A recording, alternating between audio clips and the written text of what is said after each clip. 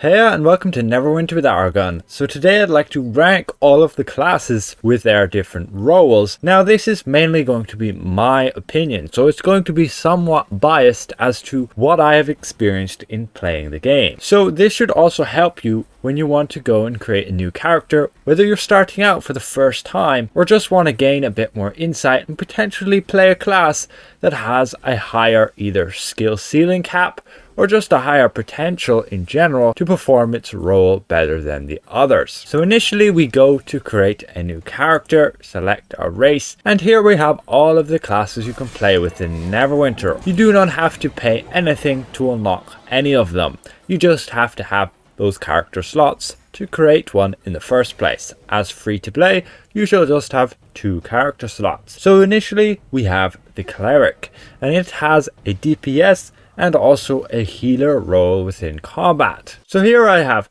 Tier Master, and we're going to be ranking all of these classes with their roles if they have either a healer, DPS or tank role.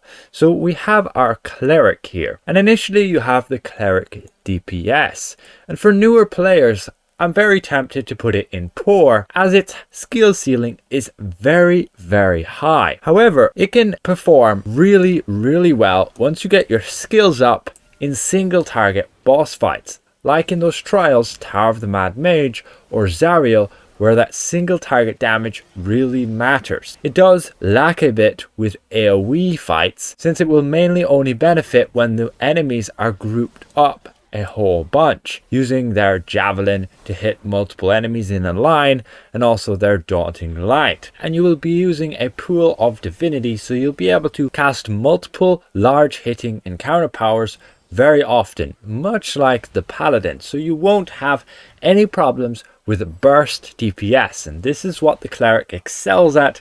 And in the current meta in boss fights, that's generally what you want, high burst damage. So we're going to put the Cleric DPS in the good tier. Then we have the Cleric Healer. Now the Cleric Healer in itself is really good in just pure healing. So again, I'm going to slot it in good. It's also very new player friendly, since you have a very nice heal over time, which will just continually heal allies as long as you cast it every 20 odd seconds. And then you can back that up with your burst heals of like your daily powers or your intercession. And it has a whole bunch of abilities to make sure to maximize out that healing potential. Then we have our Barbarian. The Barbarian is a double-handed sword wielding character. You're going to be whirling around this blade, slashing at enemies, whether you want to do it offensively, dealing maximum amounts of damage, or just by tanking. You can take the front lines and raise your sword out in front of you and block those incoming hits. However, unfortunately, when we go to rank the Barbarian, the tank itself can be good within dungeons when you're with a really easy party which knows what they're doing, but with regards to holding aggro, the attention of the enemies, it's really bad at it compared to the other tanks. So unfortunately, I'm going to have to slot this guy in the bad. As for the DPS side of things, it's pretty decent. It's good in single target and it's good in AoE, but I'm going to have to slot him in average, as many of the other DPS classes can fairly easily compete with the Barbarian. Of course, there will be situations where the Barbarian will excel over others, but that is the case with all of the classes. Another thing to note is you will have this sprint, which is unique compared to many of the others. You'll be able to dash around very easily, so it will give you that burst of movement speed compared to the other classes, which will only be able to dodge and roll. So then we move to the Warlock. Now the Warlock has 2 power guns, one that you will be able to heal allies, and the other one you'll be able to deal lots of damage. However, the Warlock mainly excels at healing over time and also damaging over time, having those effects which will put dots on the enemies and also hots on your allies. What I have found with the Warlock is it can be very fluid to play and very mobile. You can generally very easily evade enemies with your shadow slip by being able to just zoom around, and also keep a distance because many of your powers are ranged, so you'll be able to keep that distance between you and the enemies. When you're healing, It's also very nice to have this mobility. You can dash to your ally who's maybe got downed and revive him very quickly, or you can just dash around to get into a convenient position to be able to heal your allies nice and easily. So where would we rank the Warlock Healer? Well, in my opinion, the Warlock Healer is quite limited due to its area heals. The area of its heals are generally within a circle, and this area is about 10-foot radius, so it's not that big, and you'll need allies to stand within it to heal them over time. Otherwise, you do have the best power for healing allies, since you can heal while channeling it. So unfortunately, not as good as the Cleric. It's nowhere near as new player friendly, so we're going to have to stick it there in the average. As for the Warlock DPS, it does a lot of damage over time. However, with the meta, we kind of want like the Cleric burst DPS. So the Warlock would excel better when you have long duration fights and the boss doesn't phase and like disappear off the platform, do some other mechanics, and then appear back and you can do some more damage. So unfortunately, the Warlock is slotted there on average in both its healing and its DPS. So next up, we have the Rogue. The Rogue has a very unique ability where they can go in stealth, effectively going invisible to all enemies. That is a very good protection, since enemies who can't see you can't hit you and thus you can't take damage. However, some bosses are immune to this. The major benefit from being in stealth is that all of your attacks will have combat advantage, and this makes the Rogue very good within AoE fights.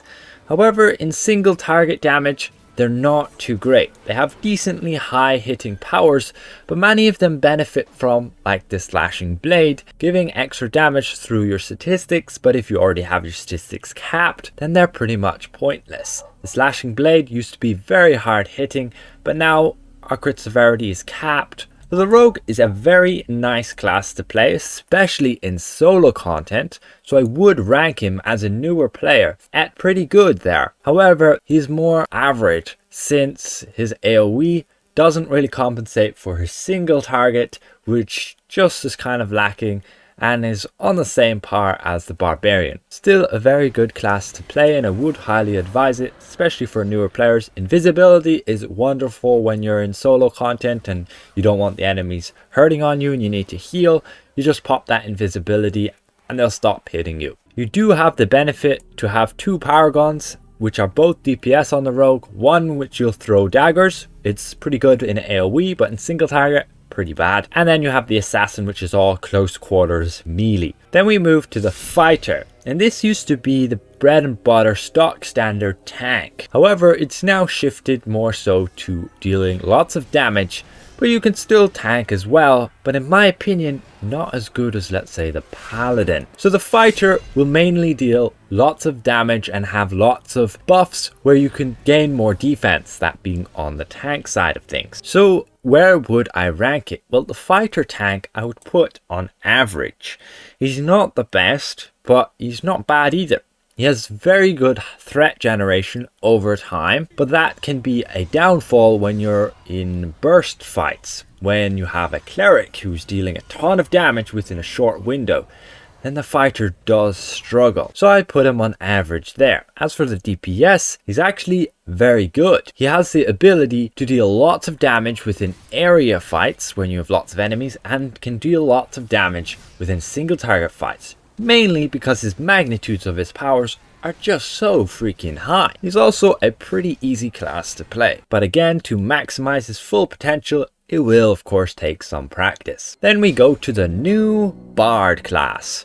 Now, unfortunately, the Bard at this point seems to be pretty underpowered, but he does compensate it with buffing up allies with things like inspiration and its different feats and features to gain different damage buffs and damage resistant buffs depending on players' roles. It will have your role ability, so nothing special like you'd have with a Barbarian or Warlock. Mobility isn't that huge, but in AoE fights, the DPS power gun does have a nice amount of mobility, but it can also be a negative when you're running hard content and these enemies can kill you very quickly. I've experienced that in the Vault of Stars, so I'd be aware with the Bard. It can also be pretty annoying having to play those songs, but if you use my keybinds on PC, makes it a whole lot more fluid. The Bard at this current stage, I don't believe we have fully worked out exactly how to play it, but it can be quite a challenging class, so I wouldn't suggest it for a newer player. So we're going to have to go and rank the DPS as pretty poor.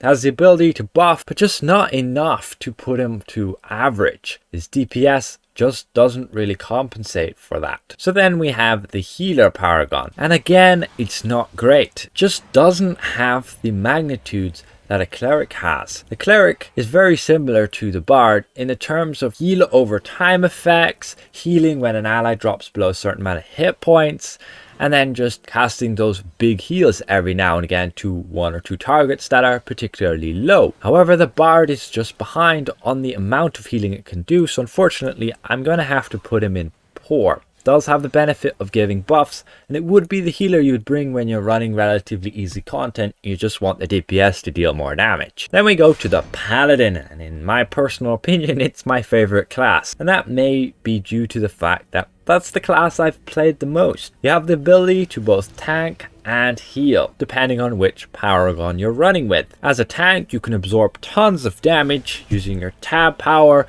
You can also output a lot as well in burst.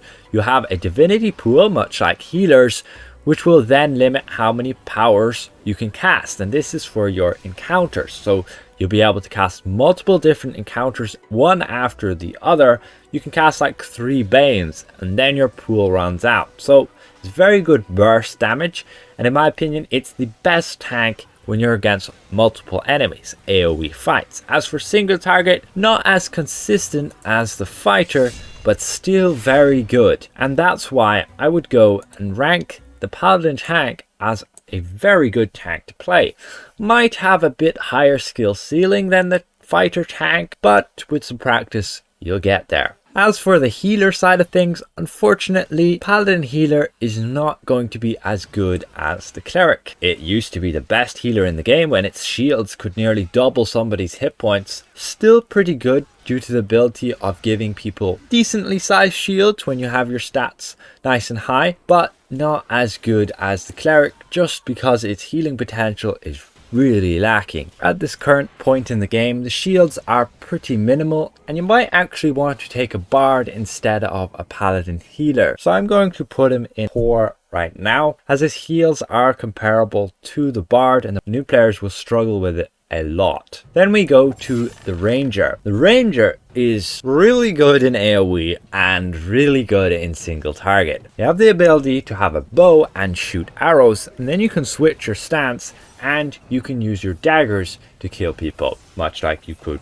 with a rogue. So you basically have 2 options there. Do you want to fight from afar, or do you want to fight up close and personal? And you have the ability to even do both. With the current state of the Ranger and the ability to stack certain gear to give you even more buffs, the Ranger itself as a DPS ranks as, I think, the only one who's going to be in godly. For newer players, it can be a bit challenging to get completely maximum amount of damage, but it is still very easy compared to your rogue, your barbarian. It's on the same lines, except it has even a bit more damage output than those, just by having higher magnitudes, having the ability to gain multiple various buffs through its features and different stats changes. So lastly, we go to the Wizard. Unfortunately, this magic wielder just doesn't really compete on anything compared to the other damage dealing classes out there. The Wizard does have the unique ability of casting many magical powers. Many of them you might be familiar with Dungeons and Dragons if you've played. Many of the powers are named similarly. You do have the ability to teleport, but it's really no different to a dodge or a roll that you'll get on the rogue or the cleric. It just looks a little different. Unfortunately, the Wizard is going to have to go in poor. It is going to, in the very near future, gain some reworks, some buffs to its different powers. We shall have to see how effective that will be, but this, in my opinion, is the current standing of all of the classes and their roles. Keep in mind again, this is my opinion, and of course I'm going to be biased to what content I'm running it with and which players. After the time I've been playing since the combat rework, this seems somewhat how the classes are settling in. You will get one player who will seem to be better than everybody else. You might get a rogue who could be just as good as many different rangers, but I found a lot of the rangers can really outdo any of the others in terms of damage. Hopefully this is somewhat helpful for you guys to choose which class to play. I don't recommend all of you choosing a ranger just because he's really good at damage. He is great, but the other classes will receive adjustments here and there if they're needed. Potentially the rangers shall get even nerfed. It shall really depend. This game varies so much depending on which gear is available to our characters, what combat changes they make next, and this game can be very sporadic in what they do. Again, hopefully I presented this well. If I did, consider leaving a video a like, and if you're new around here, consider subscribing, and we'll see you guys around. Goodbye for now.